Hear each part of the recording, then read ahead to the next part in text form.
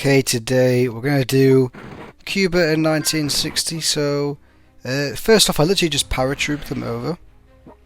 And I thought this was the best way. I could have gone to South America, but I thought Europe would be easier because it means I can get onto that side of the continent and into Africa, and also because I can avoid the general in South America, because to defeat him I would need a tank general, which I can't really transport. Now I tried to use the Navy in this game, but the Navy just isn't that effective anymore, and because ports also don't need to be taken, I don't need to focus on them. I just sort of use them to keep the city under my control.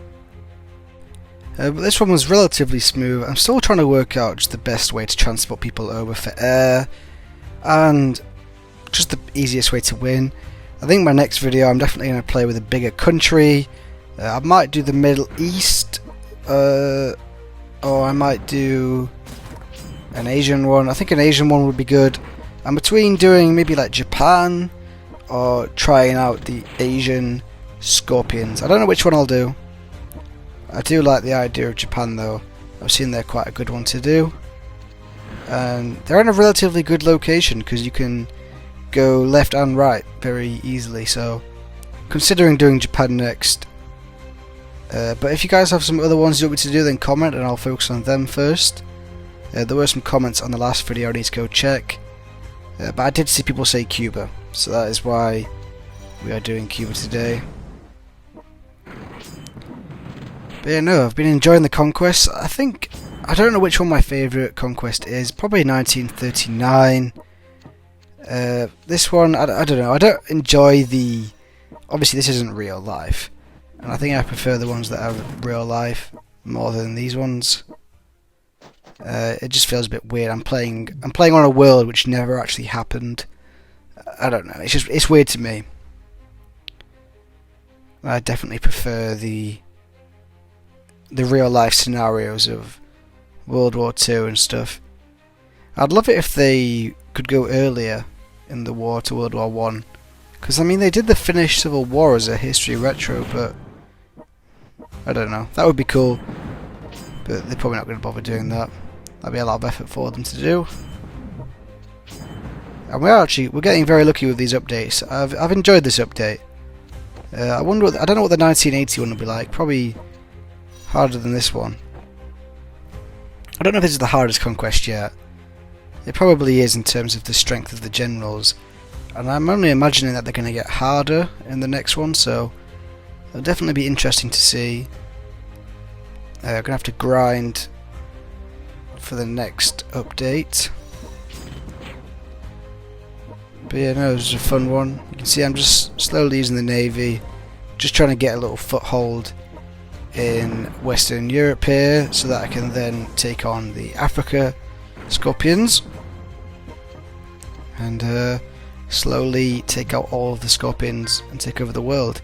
Now on this one the split didn't happen, and I didn't actually do a restart, I don't believe. It just didn't happen, and I kind of forgot that it hadn't happened until quite far in, so that was lucky. I thought Cuba would be a lot more difficult than it was as well. I was trying to work out which one will be the most difficult country, and my guess is Thailand. Mexico could be harder, because for some reason Mexico just didn't get any of their land. They got like one city, even though I don't know, they didn't get any of the land, and the Soviets I think took their capital, which is really weird.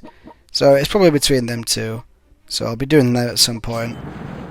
But I feel like playing the worst of countries is actually, it seems like it's harder at the start, but it's actually easier because you don't have to do anything and your allies just win the game for you.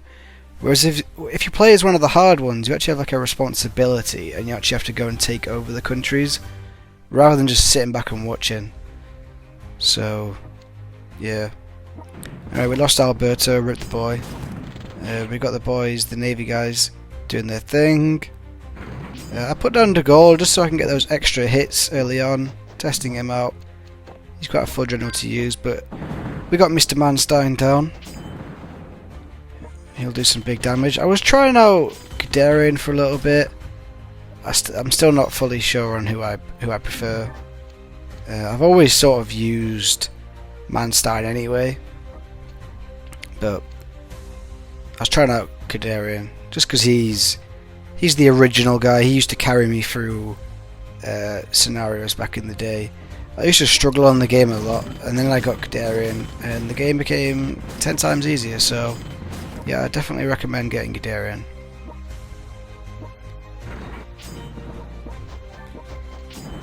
Yeah, I was a bit slow moving out of Europe here. I could have definitely gone into Africa a lot faster.